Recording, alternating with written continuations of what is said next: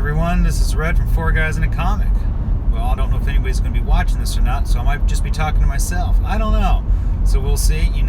Started this new job recently, and I have got a drive home in the afternoons, all right? Sometimes a 30-minute drive can turn into an hour and a half, depending on traffic. So it's like, gosh, what to do with some of this time that I'm spending on the road. So I figured, why not talk to the people that I love? You guys. Or in this case, maybe I'll just be talking to myself. Who knows? But, alright, being live video, we'll see who pops in, who doesn't pop in. And where to begin? Well, so I was thinking, while I'm doing this drive stuff, I can basically talk about some comics. Today I got a, what you would call it, solicitation from Image, saying that Kill the Minotaur has just recently went back to second printing. Well, I thought that was pretty cool. Sometimes when an Image comic goes to second printing, you got to take notice. And you got to just see, okay, hey, what's it all about? Because, it must mean it's pretty good. So I went ahead and read the issue during my lunch break today, and I got to tell you, it actually was pretty good, a lot better than I thought it would be. As you may or may not know, listening to our podcast with Four Guys in a Comic, I am a fan of Greek mythology. And this is basically nothing more than that, Greek mythology. So, where to begin? Greek mythology really is a lot similar to, say, I don't know, the Marvel Universe, the DC Universe, okay? Because you have all these different players, and they all are within, their own storyline that intermingle into different storylines. So, then they have their own origin stories. It's all so intertwined that it's just sometimes hard to follow and pick up with what's going on.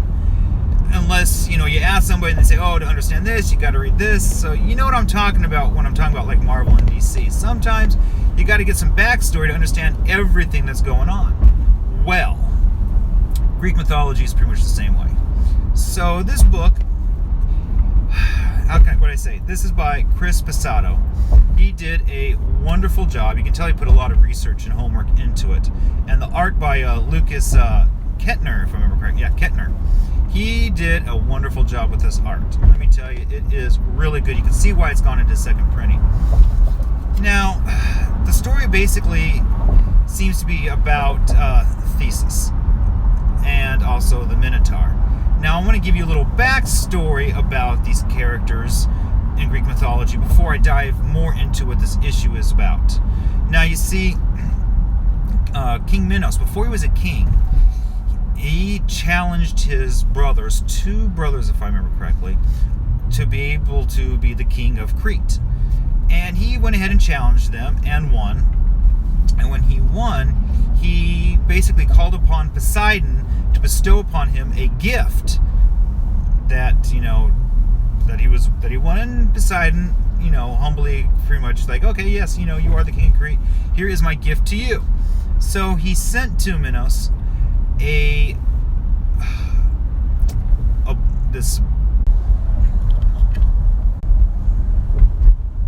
So it looks like I got kicked off my last video. So here I am back again. We're talking about the book Kill the Minotaur. Now, as I was saying before, Poseidon gave King Minos this gift of this white bull. And it was so beautiful that King Minos decided he didn't want to kill it. He wanted to keep it for himself. Well, originally what he was supposed to have done is kill this thing and offer it up as a tribute to Poseidon. Well, the god Poseidon wasn't happy about this at all. So he kind of, bewitched his wife.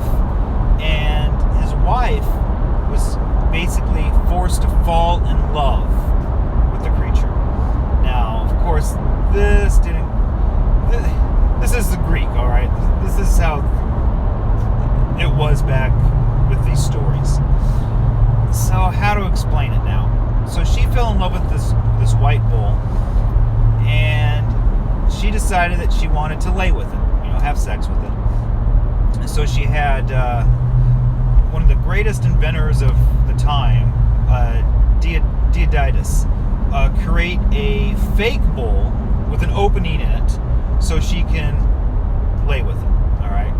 Well, she did so, and she got impregnated.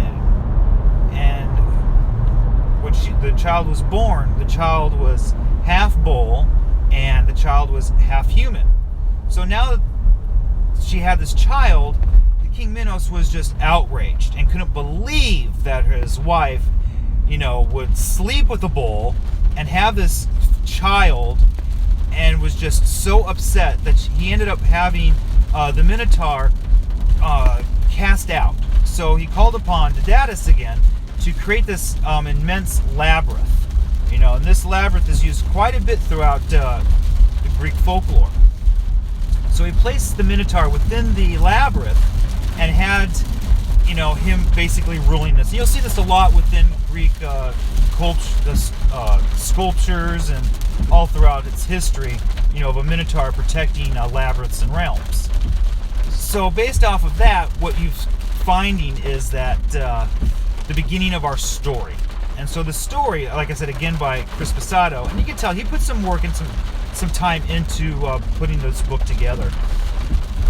So, takes King Minos in the beginning of the story as offering tributes to his son by basically taking men and women from Athens, which he ruled over in an aspect, and sacrificed these people that he'd taken to his son. Well, of course, Athens didn't like this, and the prince Theseus, wanted Athens to be ruled justly, and decided that, this just isn't right. I'm going to do something about this. So one of the,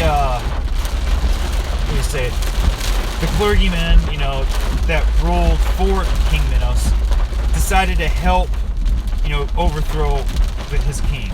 So he brought Theseus back into Crete to help destroy the Minotaur. Well, during the story, obviously in the comic and everything, Theseus found himself alone here in Crete, with no help from Athens, and being ready to fight the Minotaur. And that's where the issue leaves off. All we know now is, he has to go fight the Minotaur. So if you're a fan of Greek mythology, like I am, and storytelling that actually is written really well, great art, I highly suggest pick up Kill the Minotaur from Image Comics. Great read, love it. You have to check it out. So like I said, I'm going to be doing a lot of these videos while I'm driving home from work every day. So this is my challenge to you. Go in the comments section and put down a comic you want me to read and talk about on my next drive. I'll look at the suggestions. I'll see if it's something I have on Comixology. If not, I might just go ahead and pick it up. And what I'll do is on the following day, I'll read on my lunch break and talk about it on the drive home and give my thoughts, and hopefully maybe somebody that's not familiar with the issue can learn something new about it. So go ahead, put those comments down below, and don't forget to check out all our other videos here on YouTube, as well as all of our podcasts for Four Guys in a Comic. Man, we've got all sorts of great stuff on there. And I know some of you line listeners are checking me out right now. So thanks a lot, guys, and have fun.